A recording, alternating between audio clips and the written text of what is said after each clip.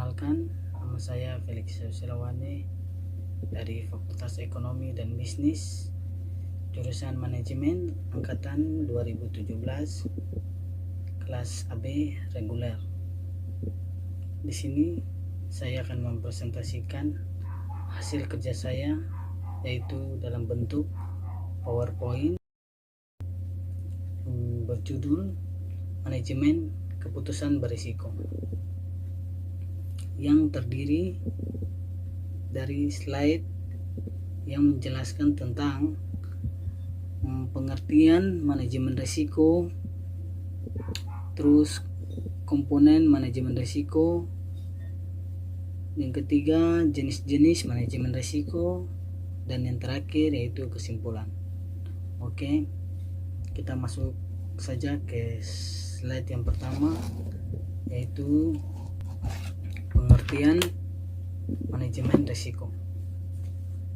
Manajemen risiko adalah proses kegiatan yang dilakukan semata untuk minimalkan bahkan mencegah terjadinya risiko perusahaan. Di dalamnya ada kegiatan identifikasi, perencanaan, strategi, tindakan, pengawasan, dan evaluasi terhadap hal-hal negatif yang kemungkinan akan menimpa usaha.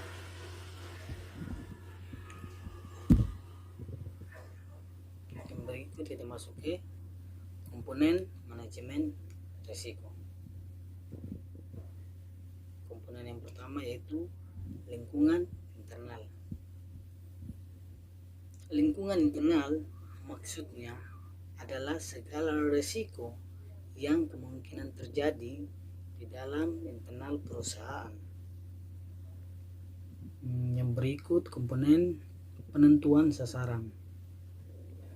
Penentuan sasaran maksudnya adalah pihak perusahaan harus memasukkan sasaran risiko yang jelas yang akan coba diselesaikan melalui sistem manajemen. Yang berikut komponen manajemen risiko.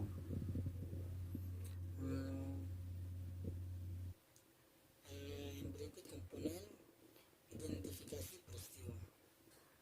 Komponen manajemen risiko yang ketiga adalah identifikasi peristiwa. Maksudnya adalah tidak disebutkan manajemen risiko jika pihak perusahaan tidak memiliki data detail hasil identifikasi peristiwa. Yang berikut komponen penilaian risiko.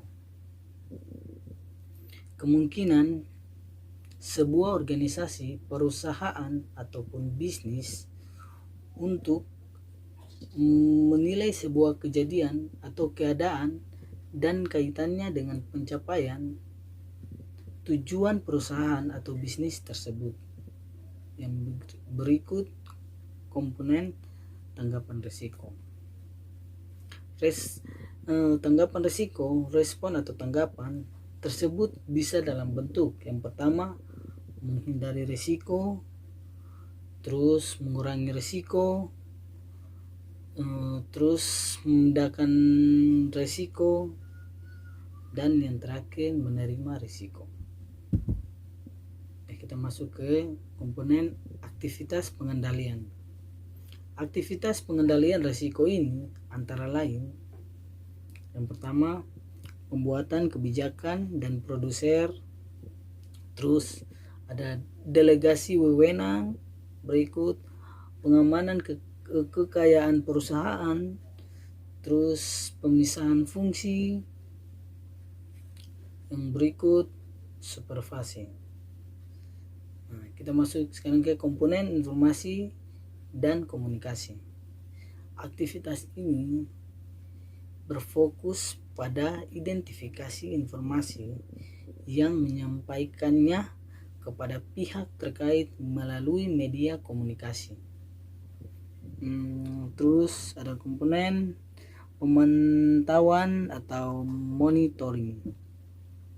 Monitoring adalah komponen terakhir dalam manajemen risiko. Ya, sekarang kita masuk ke jenis-jenis manajemen risiko. Jenis-jenis manajemen risiko di sini ada 4. Kita mulai yang pertama, yaitu manajemen risiko operasional.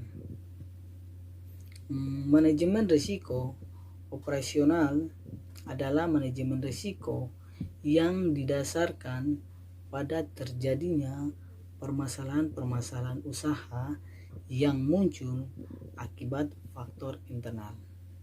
Terus yang kedua ada manajemen hazard. Manajemen hazard adalah jenis manajemen risiko yang fokusnya pada masalah yang potensial membuat perusahaan gulung tikar. Yang berikut, yang ketiga, manajemen risiko strategis. Manajemen ini berkaitan dengan pengambilan keputusan. Risiko yang biasanya muncul adalah kondisi tak terduga yang mengurangi kemampuan pelaku bisnis untuk menjalankan strategi yang direncanakan. Yang terakhir, manajemen risiko finansial. Sesuai dengan namanya, tentu sudah dipahami kalau manajemen risiko finansial adalah manajemen yang fokusnya pada keuangan perusahaan. Kita masuk ke slide berikutnya, yaitu tujuan manajemen risiko dalam bisnis. Tujuan yang pertama adalah untuk melindungi perusahaan dari risiko bisnis yang berbahaya, sehingga badan usaha tetap berdiri sekalipun diterpa berbagai macam masalah dalam hal yang negatif. Melindungi perusahaan dengan manajemen risiko lebih berhasil dibandingkan yang tidak. Karena sebelum terjadi masalah, jenis problemnya sudah terdeteksi terlebih dahulu.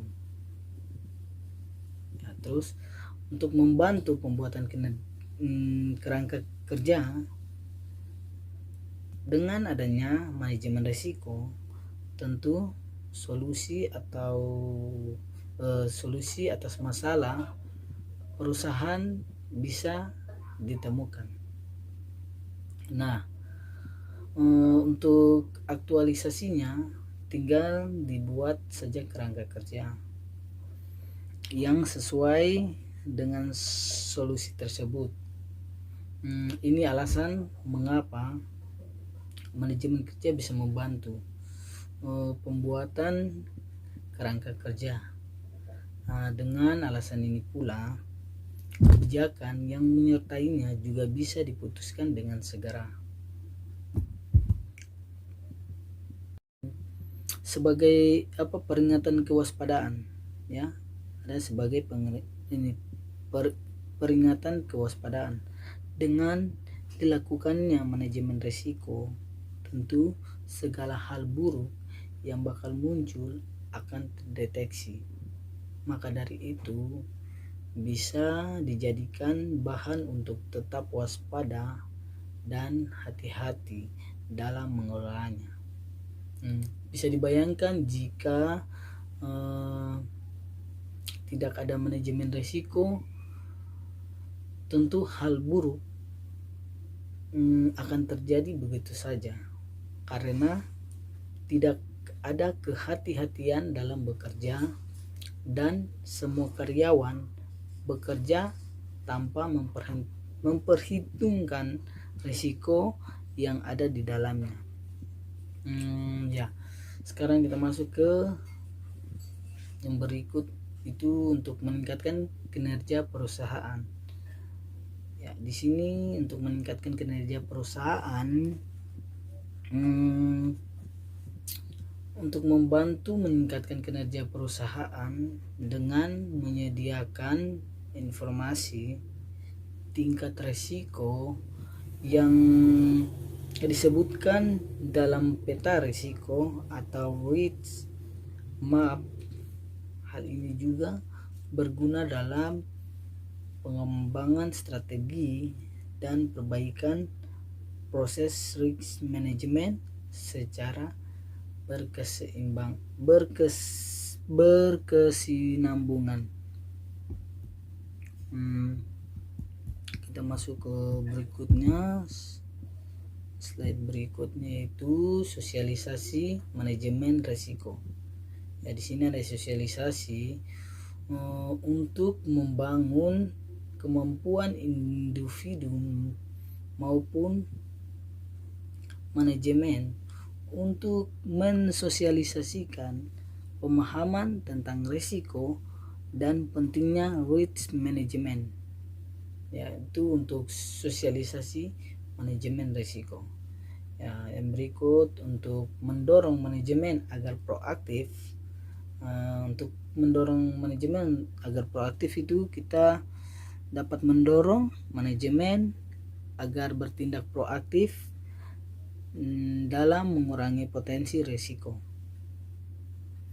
dan menjadikan manajemen risiko sebagai sumber keunggulan bersaing dan kinerja perusahaan. Ya, itulah penjelasan lengkap tentang manajemen risiko.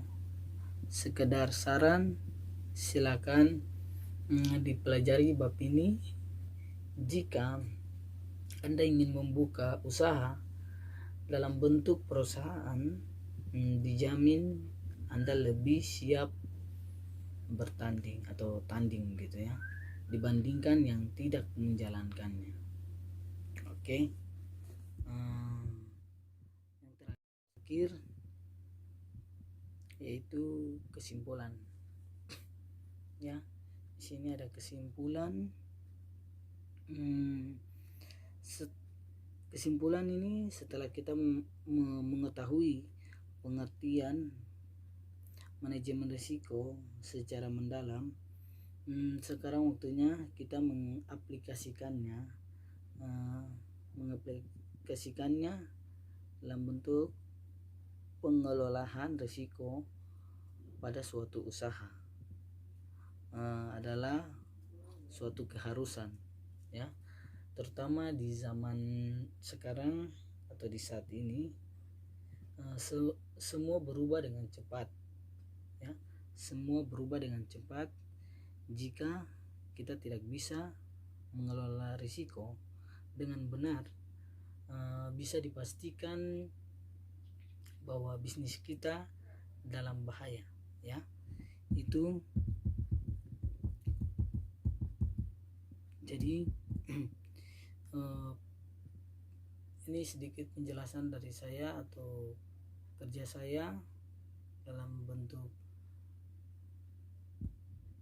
ini PowerPoint tentang pengertian manajemen risiko. Kita sudah pelajari tentang manajemen risiko, ya, manajemen risiko. Terus kita pelajari tentang komponen manajemen risiko, ada yaitu ya lingkungan internal, ada penentuan sasaran, terus ada identifikasi peristiwa, terus penilaian risiko, yang berikut tangkapan risiko, terus ada aktivitas pengendalian, ya, terus ada informasi dan komunikasi, terus pemantauan atau yang disebut dengan ini monitoring. Terus kita sudah masuk di jenis-jenis manajemen risiko. Ya, jenis manajemen risiko itu ada manajemen risiko operasional, manajemen hazard, terus manajemen risiko finansial, ya. Terus kita sudah masuk ke tujuan manajemen risiko dalam bisnis, ya.